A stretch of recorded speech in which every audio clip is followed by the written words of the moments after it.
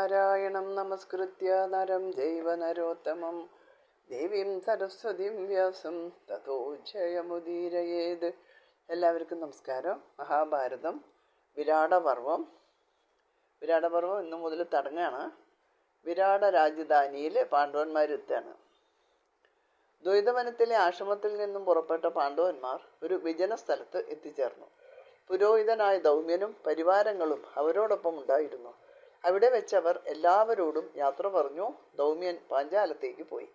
പാണ്ഡവന്മാരുടെ പ്രച്ഛന്ന വേഷം. പരിവാരങ്ങളെ കുറച്ചുപേരെ ദ്വാരകയിലേക്കും മറ്റുള്ളവരെ പാഞ്ചാലത്തേക്കും അയച്ചു.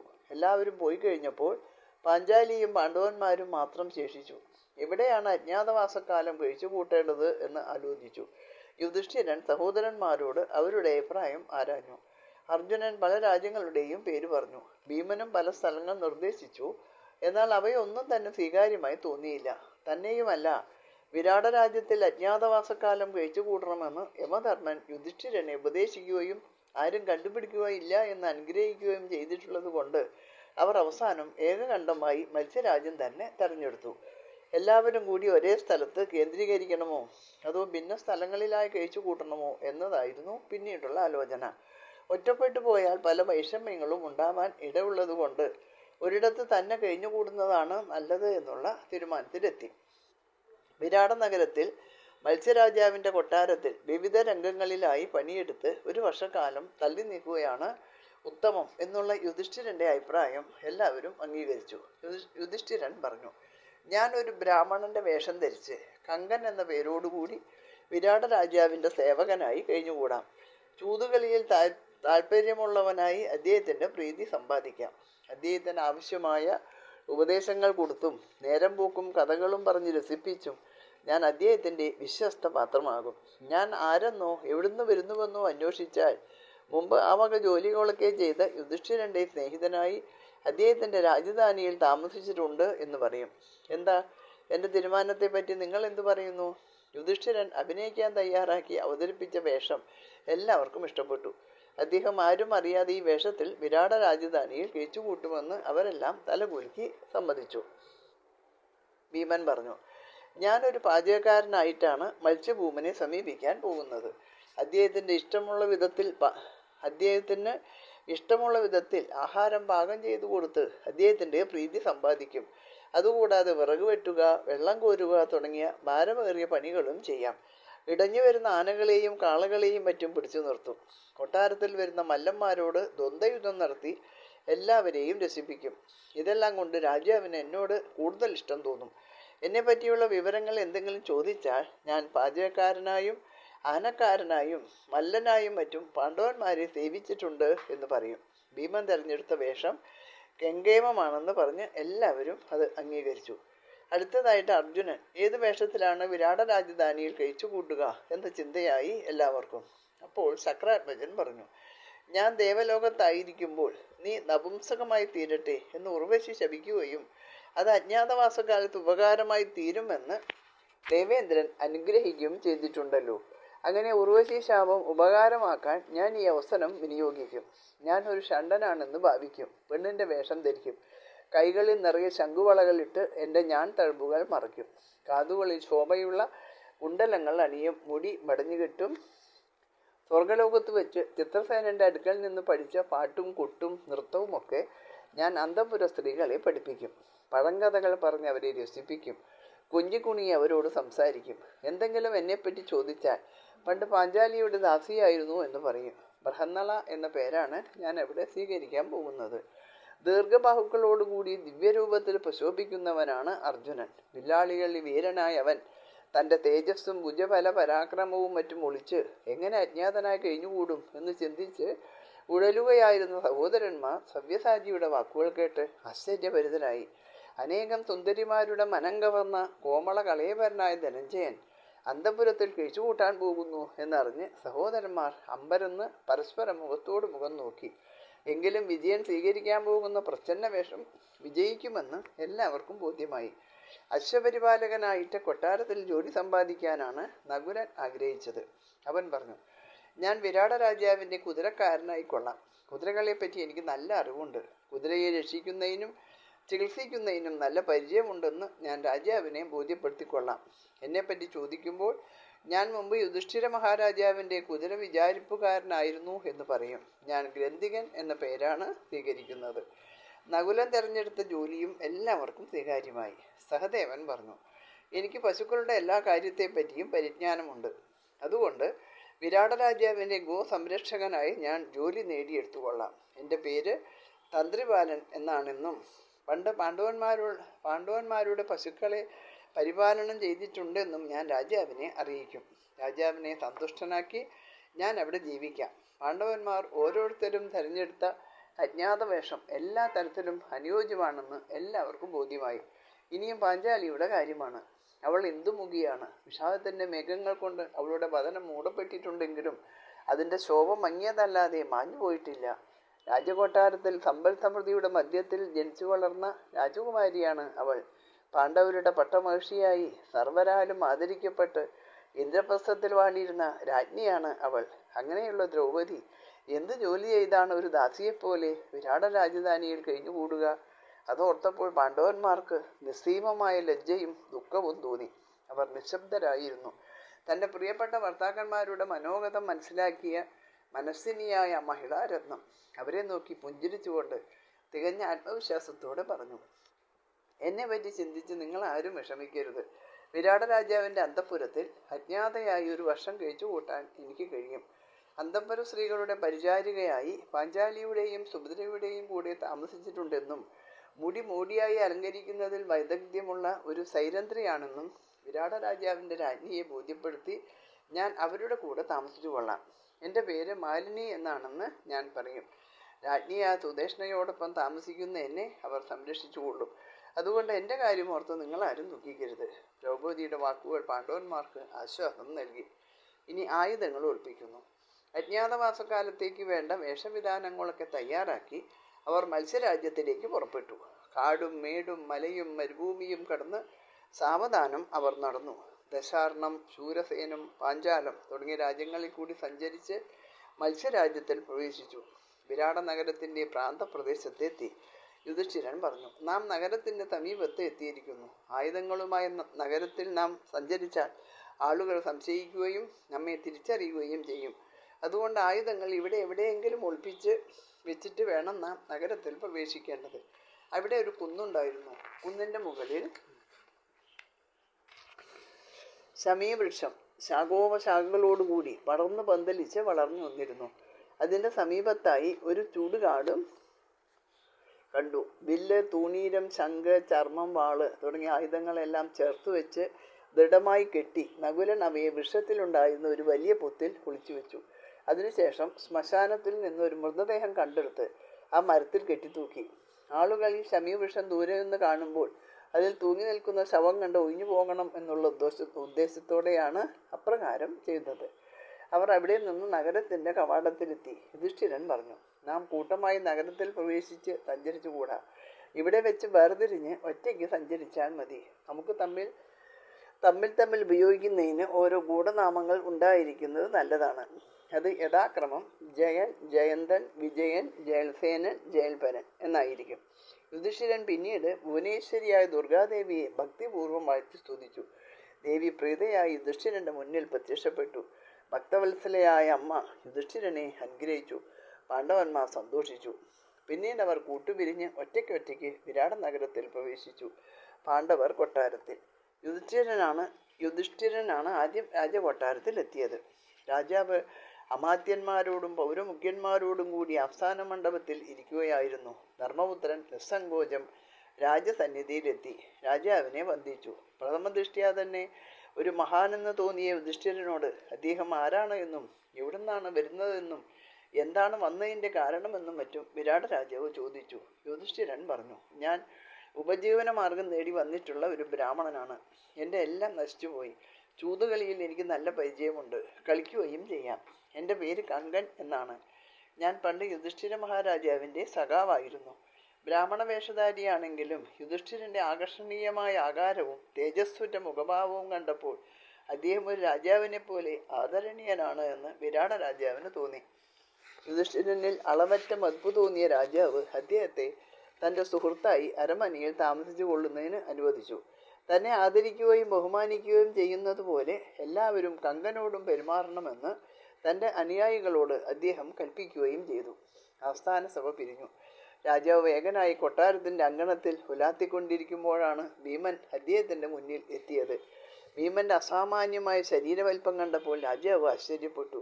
ഭീമന്റെ കയ്യിൽ ഒരു ചട്ടുകവും തൈര് കടയുന്ന മത്തും ഉണ്ടായിരുന്നു. ഭീമാകാരനായ ഇവൻ ആരടാ എന്നോർത്ത് അത്ഭുതം കൂറി നിന്ന രാജാവിനെ ഭീമൻ താണ്ടു വണങ്ങി. ആരാണ്, എന്താണ്, എന്തിനു വന്നു എന്നൊക്കെ രാജാവ് ഭീമനോട് ചോദിച്ചപ്പോൾ അവൻ പറഞ്ഞു, ഒരു സാധു ബ്രാഹ്മണനാണ്, വല്ലവൻ എന്നാണ് പേര്, അരിവെപ്പാണ് ജോലി. പണ്ട് പാണ്ഡവന്മാരുടെ അരിവെപ്പുകാരനായിരുന്നു. എൻ്റെ പാചകം അവർക്ക് വളരെ ഇഷ്ടമായിരുന്നു. ഇപ്പോൾ ജോലിയൊന്നുമില്ലാതെ ബുദ്ധിമുട്ടുന്നു. അങ്ങയുടെ കൃപയുണ്ടായി ഇവിടെ ഒരു ജോലി തരണം. അങ്ങയ്ക്ക് വളരെ ഹിതകരമായ വിധത്തിൽ ഞാൻ ജോലി ചെയ്യാം. സിംഹതുല്യമായ ആകാരപ്രകൃതിയുള്ള ഇവൻ ഒരു പാചകക്കാരനാകുന്നത് എങ്ങനെ എന്ന് രാജാവിൻ്റെ മനസ്സിൽ തോന്നിയപ്പോൾ അത് മനസ്സിലാക്കിയിട്ടെന്നോണം ഭീമൻ പറഞ്ഞു, രാജാവേ, പാചകത്തിന് പുറമെ എനിക്ക് മൽപ്പിടുത്തവും അറിയാം. മല്ലന്മാരോട് മാത്രമല്ല, സിംഹത്തിനോടും ഞാൻ പൊരുതിയിട്ടുണ്ട്. അങ്ങയെ രസിപ്പിക്കാൻ വേണ്ടി ഞാൻ അതും ചെയ്യാം. ഭീമനെ ആകപ്പാടെ രാജാവിന് ഇഷ്ടമായി. അടുക്കളയിൽ പണിയെടുക്കുന്നവരുടെ തലവനായി അവനെ നിയമിച്ചു. ഭീമൻ സന്തോഷത്തോടെ ജോലിയിൽ പ്രവേശിച്ചു. പാഞ്ചാലി വിരാട നഗരത്തിൽ പ്രവേശിച്ചു കഴിഞ്ഞിരുന്നു. അവൾ ഒരു സൈനന്ദ്രിയെപ്പോലെ വേഷം ധരിച്ച് പുഞ്ചിരിച്ചുകൊണ്ട് വീതിയിൽ കൂടി നടന്നു. മിക്കവാറും ജട പിടിച്ചിരുന്ന മുടി അഴിഞ്ഞു കിടന്നിരുന്നു. മുഷിഞ്ഞ വസ്ത്രങ്ങളാണ് ധരിച്ചിരുന്നത്. എങ്കിലും ചെളി കൊണ്ട് മൂടപ്പെട്ട രത്നം പോലെയായിരുന്നു അവൾ. അവളെ കണ്ടവരൊക്കെ അവളുടെ ആകാര സൗഷ്ഠവത്തിൽ ആകൃഷ്ടരായി. ചിലരൊക്കെ അവളുടെ പിന്നാലെ കൂടുകയും ചെയ്തു. തദവസരത്തിൽ രാജകൊട്ടാരത്തിൻ്റെ മട്ടുപ്പാവിൽ ഉലാത്തിക്കൊണ്ടിരുന്ന വിരാട രാജാവിൻ്റെ പത്നിയായ സുദേഷ്ണ അവളെ കണ്ടു. രാജ്ഞി അവളെ തൻ്റെ അടുക്കലേക്ക് വിളിപ്പിച്ചു. അവളോട് വർത്തമാനങ്ങൾ ചോദിച്ചു. പാഞ്ചാലി വളരെ വിനയത്തോടെ പറഞ്ഞു, ഞാൻ ഒരു സൈരന്ധ്രിയാണ്. എനിക്ക് തലമുടി മോടിയായി കെട്ടിവെക്കാൻ അറിയാം. കുടിക്കൂട്ടുകൾ അരച്ചുണ്ടാക്കാം. പുഷ്പങ്ങൾ കൊണ്ട് പലമാതിരി മാലകൾ കെട്ടാം. ഞാൻ അർജുനൻ്റെ ഇഷ്ടപത്നിയായ സുഭദ്രയെയും പാണ്ഡവന്മാരുടെ വിശ്വസ്ത വല്ലഭയായ പാഞ്ചാലിയെയും തൃപ്തികരമായി സേവിച്ചിട്ടുണ്ട്. മാലിനി എന്നാണ് പേര്. ദ്രൗപദിയാണ് എനിക്ക് പേരിട്ടത്. ജോലി അന്വേഷിച്ച് ഇവിടെ വന്നതാണ്. ഞാൻ ഭൗതിയെ സേവിക്കാൻ ആഗ്രഹിക്കുന്നു. കേവലം ഒരു ദാസിയാണ് തന്നെ മുന്നിൽ നിൽക്കുന്നതെന്ന് വിശ്വസിക്കാൻ രാജ്ഞിക്ക് കഴിഞ്ഞില്ല.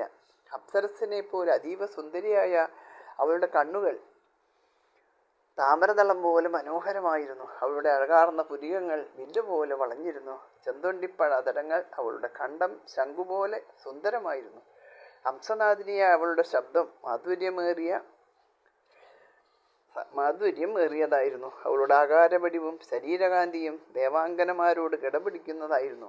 ഇപ്രകാരമുള്ള ഒരു തരുണിമണിയെ എങ്ങനെയാണ് തൻ്റെ അന്തഃപുരത്തിൽ സൈരന്ധ്രിയായി താമസിപ്പിക്കുക? രാജാവ് അവളെ കാണാനിടയായാൽ നിശ്ചയമായും അവളിൽ അനുരക്തനാവും, പത്നിയാക്കാനും ഒരുമ്പട്ടേക്കും. ഇപ്രകാരമൊക്കെ ചിന്തിച്ച രാജ്ഞി അതെല്ലാം പാഞ്ചാലിയോട് തുറന്നു പറയുകയും അവളെ അവിടെ താമസിപ്പിക്കുന്ന കാര്യത്തിൽ വൈമനസ്യം പ്രകടിപ്പിക്കുകയും ചെയ്തു. അപ്പോൾ പാഞ്ചാലി പറഞ്ഞു, അല്ലയോ രാജ്ഞി, എനിക്ക് പ്രഗത്ഭന്മാരായ 5 ഗന്ധർവന്മാർ ഭർത്താക്കന്മാരായുണ്ട്. അവർ സൽഗുണവാനായ ഒരു ഗന്ധർവേന്ദ്രൻ്റെ പുത്രന്മാരാണ്. അവർ മറന്നു നിന്ന് എപ്പോഴും എന്നെ കാത്തു രക്ഷിക്കുന്നു. എനിക്കൊരു പുരുഷനോടും അനുരാഗം തോന്നുകയില്ല. എന്നിൽ ഏതെങ്കിലും പുരുഷൻ അഭിനിവേശം ഉണ്ടായാൽ എൻ്റെ ഭർത്താക്കന്മാർ അവനെ വകവരുത്തും. അതുകൊണ്ട് മഹാരാജാവ് എന്നെ ഭാര്യയാക്കിയേക്കുമെന്ന് ഭയന്ന് എന്നെ ഉപേക്ഷിക്കേണ്ടതില്ല. ഞാൻ ആരുടെയും എച്ചിൽ ഭക്ഷിക്കുകയോ കാൽ കഴുകുകയോ ചെയ്യുകയില്ല. ഇപ്പറഞ്ഞതൊക്കെ സത്യമാണ്. വിശ്വാസ്യത തുളുമ്പുന്ന അവളുടെ വാക്കുകൾ അതേപടി തന്നെ സുദേഷ്ണ സ്വീകരിച്ചു. ദ്രൗപദിയെ സൈരന്ധ്രിയായി അന്തഃപുരത്തിൽ നിയമിക്കുകയും ചെയ്തു. ഒരു ദിവസം വിരാട രാജാവ് കൊട്ടാരത്തിനടുത്തുള്ള തൊഴുത്തിന് സമീപം നിൽക്കുമ്പോൾ ഗോപാലക വേഷധാരിയായി സഹദേവൻ അദ്ദേഹത്തിൻ്റെ സമീപമെത്തി വന്ദിച്ചു. ആരാണെന്നും എവിടുന്ന് വരുന്നുവെന്നും മറ്റും ആരാഞ്ഞപ്പോൾ സഹദേവൻ പറഞ്ഞു, ഞാൻ ഒരു വൈശ്യനാണ്. പണ്ട് പാണ്ഡവന്മാരുടെ പശുക്കളെ സംരക്ഷിക്കുന്ന ജോലിയായിരുന്നു. അവർ നാടുവിട്ടതിന് ശേഷം ജോലിയൊന്നുമില്ലാതെ അലയുകയാണ്. പശുക്കളെയും കാളകളെയും സംബന്ധിച്ച് മറ്റാർക്കുമില്ലാത്ത അറിവ് എനിക്കുണ്ട്. ഞാൻ ഗോസംരക്ഷണം ചെയ്തിരുന്ന കാലത്ത് പാണ്ഡവന്മാരുടെ ഗോസമ്പത്ത് 4 ഇരട്ടിയായി വർദ്ധിക്കുകയുണ്ടായി. എന്നെ ഇവിടുത്തെ പശുപാലകനാക്കിയാൽ അങ്ങയുടെ പശുക്കളെ സംരക്ഷിക്കുകയും ഗോസമ്പത്ത് ധാരാളമായി വർദ്ധിപ്പിക്കുകയും ചെയ്യാം. എൻ്റെ പേര് തന്ത്രിപാലൻ എന്നാണ്. സഹദേവൻ ഒരു വൈശ്യനാണെന്ന് വിശ്വസിക്കാൻ രാജാവിന് കഴിഞ്ഞില്ല. എങ്കിലും അവൻ പശുക്കളെപ്പറ്റി വിശദമായി പറഞ്ഞ കാര്യങ്ങൾ വിശ്വാസയോഗ്യമായി അദ്ദേഹത്തിന് തോന്നി. സഹദേവനെ രാജാവിൻ്റെ ഗോപാലകനായി നിയമിച്ചു. ഏതാനും ദിവസങ്ങൾ കഴിഞ്ഞപ്പോൾ ഒരു ദിവസം രാജാവ് മറ്റുള്ളവരോടൊപ്പം സഭയിലിരിക്കുമ്പോൾ പ്രഥമ വീക്ഷണത്തിൽ തന്നെ അസാമാന്യനാണ് എന്ന് തോന്നിക്കുന്ന ഒരാൾ രാജസദസ്സിലെത്തി രാജാവിനെ വന്ദിച്ചു നിന്നു. അയാൾ ധരിച്ചിരുന്നത് സ്ത്രീകളുടെ വേഷമാണ്. മഹാഭുജനായ അയാളുടെ കൈകൾ നിറയെ ശംഖുവളകൾ ധരിച്ചിരുന്നു. നീട്ടി വളർത്തിയ അയാളുടെ തലമുടി ചിന്നിച്ചിതറിക്കിടന്നിരുന്നു. രാജാവും സദസ്യരും അത്യന്തം വിസ്മയത്തോടെ ആഗതനെ നോക്കിയിരുന്നു. അല്പം കഴിഞ്ഞ് അയാൾ ആരെന്നും എവിടെ നിന്നും വരുന്നുവെന്നും എന്തിനാണ് വന്നതെന്നും മറ്റും ചോദിച്ചപ്പോൾ ആഗതൻ പറഞ്ഞു, രാജാവേ, ഞാൻ നൃത്യഗീതാദികൾ വേണ്ടവണ്ണം അഭ്യസിച്ചിട്ടുണ്ട്. അത് രാജകൊട്ടാരത്തിലുള്ളവരെ പഠിപ്പിക്കാം. ഞാനൊരു കുമാരനോ കുമാരിയോ അല്ലാത്ത വ്യക്തിയാണ്. എനിക്ക് അച്ഛനും അമ്മയുമില്ല. ഞാൻ അനാഥനാണ്. അങ്ങയുടെ പുത്രിയെ നൃത്തവും പാട്ടും പഠിപ്പിക്കുന്നതിന് എന്നെ അനുവദിച്ചാലും. എൻ്റെ പേര് ബൃഹന്നള എന്നാണ്. ഞാൻ ഇതൊക്കെ പാണ്ഡവന്മാരുടെ ധർമ്മപത്നിയായ പാഞ്ചാലിയെയും കൃഷ്ണ സഹോദരിയായ സുഭദ്രയെയും പഠിപ്പിച്ചിട്ടുണ്ട്. അവർക്കൊക്കെ എന്നെ വലിയ സ്നേഹവുമായിരുന്നു. രാജാവും സഭാവാസികളും ഇത് കേട്ട് ആശ്ചര്യപ്പെട്ടു. ഇത്രത്തോളം തേജസ്വിയും ആചാനബാഹുവുമായ ഇയാൾ ഒരു നപുംസകമാണത്രേ, എങ്ങനെ വിശ്വസിക്കും? എന്നാൽ രാജാവിന് ആളിനെ നല്ലതുപോലെ ഇഷ്ടപ്പെട്ടു.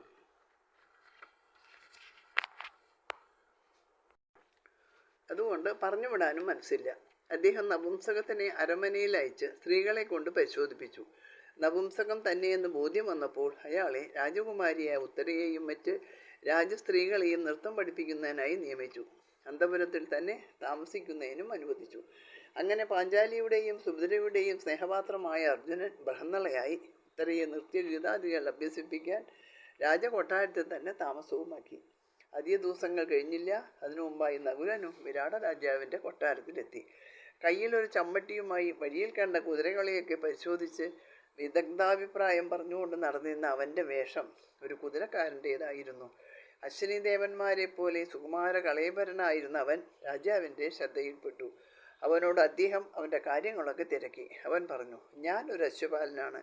കുറേ കാലം പാണ്ഡവ രാജധാനിയിൽ ജോലി ചെയ്തിട്ടുണ്ട്. അന്ന് കുതിരകളെ സംരക്ഷിക്കുകയും തേർത്തെളിക്കുകയും ചെയ്തിട്ടുണ്ട്. യുധിഷ്ഠിര മഹാരാജാവിന് എന്നെ വളരെ ഇഷ്ടമായിരുന്നു. വില്ലാളി വീരനായ അർജുനൻ എൻ്റെ തേരുതൽക്കൽ കണ്ട് എന്നെ അഭിനന്ദിച്ചിട്ടുണ്ട്.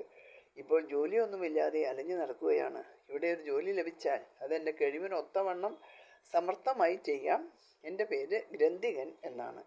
ഇപ്പറഞ്ഞതും ഇതിനപ്പുറവും ചെയ്യാൻ കഴിയുന്ന ഒരു യുവാവാണ് തൻ്റെ മുന്നിൽ നിൽക്കുന്നത് എന്ന് വിശ്വസിക്കാൻ രാജാവിന് പ്രയാസമുണ്ടായില്ല. പ്രഥമ ദൃഷ്ടിയിൽ തന്നെ ആരെയും വശീകരിക്കാനുള്ള തേജസ് ആ യുവാവിന് ഉണ്ടായിരുന്നു.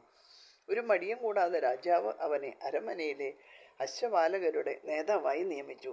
അങ്ങനെ 5 പാണ്ഡവന്മാരും പാഞ്ചാലിയും വിരാട രാജാവിൻ്റെ അരമനയിൽ വിവിധ രംഗങ്ങളിൽ ജോലിയിൽ ഏർപ്പെട്ടു. ആരും അവരെ തിരിച്ചറിഞ്ഞില്ല. ആർക്കും അവരെപ്പറ്റി യാതൊരു വിധത്തിലുള്ള സംശയവും ഉണ്ടായില്ല. അവരെല്ലാം അവരവരുടെ ജോലികളിൽ മാത്രം ശ്രദ്ധിച്ചു. മറ്റു കാര്യങ്ങളിൽ ഇടപെട്ട് കൂടുതൽ ആളുകളുമായി ഇടകലരുന്നതിനിടയാകാത്ത വണ്ണം ഒതുങ്ങി കഴിഞ്ഞുകൂടി. കങ്കൻ്റെ ശ്രദ്ധ ചൂതുകളിയിൽ മാത്രമായിരുന്നു. തന്നോട് കളിക്കാൻ വരുന്നവരെ വാതുവെച്ച് തോൽപ്പിച്ച് അവരിൽ നിന്നും പണം സമ്പാദിച്ചു. അത് മറ്റാരും അറിയാതെ സഹോദരന്മാർക്ക് കൊടുക്കും. പാചകം ചെയ്യുന്ന വിശേഷപ്പെട്ട ആഹാര സാധനങ്ങൾ വല്ലവൻ മറ്റുള്ളവർക്ക് എത്തിച്ചു കൊടുക്കും. ബൃഹന്നള കൊട്ടാരത്തിൽ നിന്ന് കിട്ടുന്ന വസ്ത്രങ്ങളും കുടിക്കൂട്ടുകളും മറ്റും എല്ലാവർക്കും നൽകി വന്നു. തന്ത്രിപാലനാകട്ടെ പാലും നെയ്യും യഥേഷ്ടം സഹോദരന്മാർക്ക് നൽകി. മാലിനി ഭർത്താക്കന്മാരെ കാണാനിടയായ സന്ദർഭങ്ങളിലൊക്കെ അവരെ അറിയുന്ന ഭാവമേ പുറത്തു കാണിക്കാതെ പെരുമാറി വന്നു. കൊട്ടാരത്തിലുള്ള എല്ലാവർക്കും പ്രച്ഛന്ന വേഷക്കാരായ പാണ്ഡവന്മാരോട് സ്നേഹവും വിശ്വാസവും ഉണ്ടായിരുന്നതിനാൽ ആർക്കും ഒരു സംശയത്തിനും ഇടവരാതെ എല്ലാവരും സൗഖ്യമായി കഴിച്ചുകൂട്ടി. അങ്ങനെ 4 മാസം കഴിഞ്ഞു. ഇനി വല്ലവൻ്റെ മല്ലയുദ്ധം. വിരാട രാജ്യത്ത് വർഷം തോറും പതിവായി ഒരു ഉത്സവം നടത്താറുണ്ട്. അതിൻ്റെ സമയമായി. പല രാജ്യങ്ങളിൽ നിന്നും കലാകാരന്മാരും കായിക പ്രകടനക്കാരും ഗായകരും വാദ്യവിശാരദന്മാരും ഒക്കെ ഈ ഉത്സവത്തിൽ പങ്കെടുക്കാൻ വരും. വളരെ ആർഭാടത്തോടെയാണ് ഈ ഉത്സവം നടത്തുന്നത്. ഏതാനും ദിവസം നീണ്ടു നിൽക്കുന്ന ഈ ഉത്സവത്തിൽ മല്ലയുദ്ധ പ്രവീണന്മാർ പങ്കെടുത്ത് തങ്ങളുടെ ശക്തി പ്രകടിപ്പിച്ച് രാജാവിൽ നിന്നും സമ്മാനം വാങ്ങുന്ന പതിവുണ്ടായിരുന്നു. ഉത്സവത്തിന് ജീമൂതൻ എന്നു പേരുള്ള ഒരു മല്ലനും വന്നിട്ടുണ്ടായിരുന്നു. അവൻ മറ്റുള്ള എല്ലാ മല്ലന്മാരെയും തോൽപ്പിച്ച് അജയ്യനായി അട്ടഹസിച്ചു. അവനോട് എതിരിടാൻ ആരുമില്ലാതെയായി. എവിടെ നിന്നോ വന്ന ജീമൂതൻ വിരാട രാജധാനിയിലുള്ള എല്ലാ മല്ലന്മാരെയും തോൽപ്പിച്ചപ്പോൾ അത് രാജാവിന് കുറച്ചിലായിട്ട് തോന്നി. ഇവനെ തോൽപ്പിക്കാൻ ആരുമില്ലല്ലോ എന്നോർത്തും വിഷാദിച്ചിരിക്കുമ്പോൾ അടുക്കളക്കാരനായ വല്ലവൻ്റെ കാര്യം അദ്ദേഹത്തിന് ഓർമ്മയിലെത്തി. ഭീമാകാരനായ അവന് ജീമൂതനെ തോൽപ്പിക്കാൻ കഴിയും എന്ന് അദ്ദേഹം കരുതി. വല്ലവനെ അളയച്ചു വരുത്തി. ജീമൂതനുമായി മല്ലയുദ്ധം നടത്തി അവനെ തോൽപ്പിക്കണമെന്ന് ആവശ്യപ്പെട്ടു. തനിക്ക് ഗുസ്തി പിടിക്കാൻ അറിയില്ലെന്ന് പറഞ്ഞ് ഒഴിയാൻ ശ്രമിച്ചുവെങ്കിലും രാജാവ് വല്ലവനെ ഒഴിവാക്കിയില്ല. വീണ്ടും വീണ്ടും നിർബന്ധിച്ചു. അവസാനം മനസ്സില്ലാ മനസ്സോടെ എന്ന മട്ടിൽ വല്ലവൻ ജീമൂതനുമായി ഏറ്റുമുട്ടാൻ സമ്മതിച്ചു. നിറഞ്ഞ സദസ്സിന്റെ മധ്യത്തിലുള്ള രംഗവേദിയിൽ ഇരുവരും പ്രവേശിച്ചു. ദ്വന്ദ്വയുദ്ധം തുടങ്ങി. കാണികൾക്കെല്ലാം കൗതുകം ജനിപ്പിക്കത്തക്കവണ്ണം അവർ ഒപ്പത്തിനൊപ്പം പൊരുതി. രണ്ടുപേരും അവരവരുടെ അഭ്യാസ പാഠവുമെല്ലാം പ്രദർശിപ്പിച്ചു. കാണികൾ ബലേ ബേഷ് പറഞ്ഞ് ഇരുവരെയും പ്രോത്സാഹിപ്പിച്ചു. വളരെ നേരം ഇപ്രകാരം പൊരുതി കഴിഞ്ഞപ്പോൾ വല്ലവൻ ജീമൂതന്റെ കാലിൽ പിടിച്ച് പൊക്കിയെടുത്ത് തലയ്ക്കു മീതെ അനവധി പ്രാവശ്യം ചുഴറ്റിയിട്ട് നിലത്തേക്ക് ഒരു ഏറു കൊടുത്തു. നിലത്ത് വീണുകിടന്ന അവന്റെ ശരീരത്തിൽ ശക്തിയായി ചവിട്ടുകയും ചെയ്തു. അതോടെ ജീമൂതൻ കാലപുരി പ്രാപിച്ചു. രാജാവും നാട്ടുകാരും വളരെ സന്തോഷിച്ചു. വിരാട രാജ്യത്തിന്റെ അഭിമാനം കാത്ത വല്ലവനെ രാജാവ് ശ്ലാഘിക്കുകയും അവന് വിലപിടിപ്പുള്ള പല സമ്മാനങ്ങളും കൊടുക്കുകയും ചെയ്തു. പറയത്തക്ക സംഭവങ്ങളൊന്നുമില്ലാതെ ദിവസങ്ങൾ നീങ്ങിക്കൊണ്ടിരുന്നു. അങ്ങനെ 10 മാസം കഴിഞ്ഞു. ഇനിയും 2 മാസം കൂടി മാത്രമേ ഒളിച്ചു പാർക്കേണ്ടതുള്ളല്ലോ എന്നോർത്ത് പാഞ്ചാലിയും പാണ്ഡവന്മാരും ആശ്വസിക്കുന്ന കാലത്ത് അജ്ഞാതവാസ രഹസ്യം പുറത്തായി പോകുമോ എന്നും ഭയപ്പെടത്തക്ക വിധത്തിൽ ചില സംഭവങ്ങൾ ഉണ്ടായി. അത് നമുക്ക് അടുത്ത വീഡിയോയിൽ കേൾക്കാം. എല്ലാവർക്കും നമസ്കാരം. സർവത്ര ഗോവിന്ദ നാമ സങ്കീർത്തനം. ഗോവിന്ദ ഗോവിന്ദ.